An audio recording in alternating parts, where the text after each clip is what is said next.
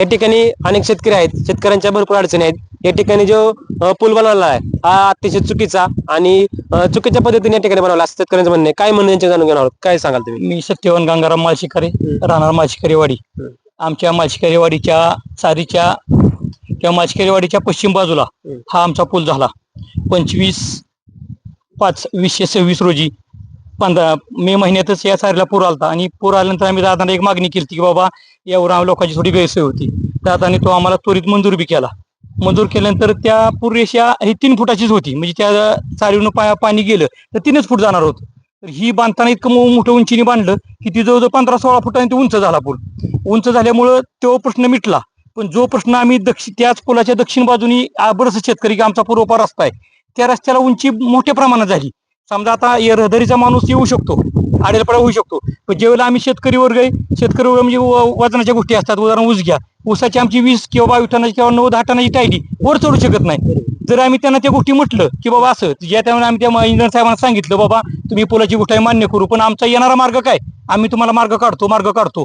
आम्ही जसा पाया खाणला तसे त्यांना आम्ही समस्या मांडत होतो की बाबा कशा पद्धतीने करावं लागेल। त्यांनी पुलाची रूपरेषा आखतानाच काय केलं, 10 फुटांनी पूल खालतं घेतला, त्यांनी चारीपत्र सोडून एक मोरी रस्त्यावर आली। रस्त्यावर आल्यामुळं लोकांना त्याची अडचण येणार, एक मोरी पूर्णपणे आमच्या येण्या रस्त्यावर राहणार आहे। रस्त्यावर शेतकऱ्यांची मोठ्या प्रमाणात अडचण येणार आहे। समजा आजच्या मितीला आपण जर ही गोष्ट मिटवून दिली तर पुढे येणाऱ्या भविष्यात परत ह्या गोष्टी कोण भरून देणार? मग आम्ही तत्पूर्वी काम ज्यावेळी कॉन्ट्रॅक्टरांचं आपलं काम बंद करायच्या टप्प्यात आलं तर आम्ही समस्या सांगितली आणि समस्या सांगितल्यानंतर त्यांनी आमच्या होय म्हटलं, आपलं कामगार गेले, मग आम्ही काम अडवून धरलं बाबा आमचा पहिला प्रश्न मिटवा आणि मग राहिल्या तुमच्या बाकीच्या गोष्टी करा।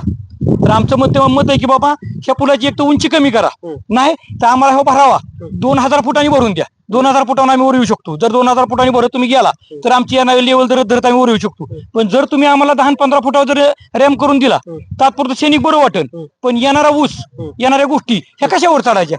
शेतकऱ्याची लय मोठी पुढे गैरसोय होणार आहे। त्यामुळे आता बारकाईने जयदादांना बी तक्रार दिली, त्यावर बी इंजिनियरनी किंवा कुठल्या आपल्या अधिकाऱ्यांनी एवढं लक्ष दिलं नाही। नुसती चाल ढकलीची उत्तर देतात आणि टाळाटाळ करतात की आम्हाला ही काम आहे ती काम आहे। आम्ही प्रत्येक बोलावलं, आम्ही शेतकरी बोलावतो, शेतकऱ्यांपुढे समस्या आम्ही सांगतो, आमचे ऐकून घ्या, ऐकून घ्या तसं ऐकून राहिलेलं नाही।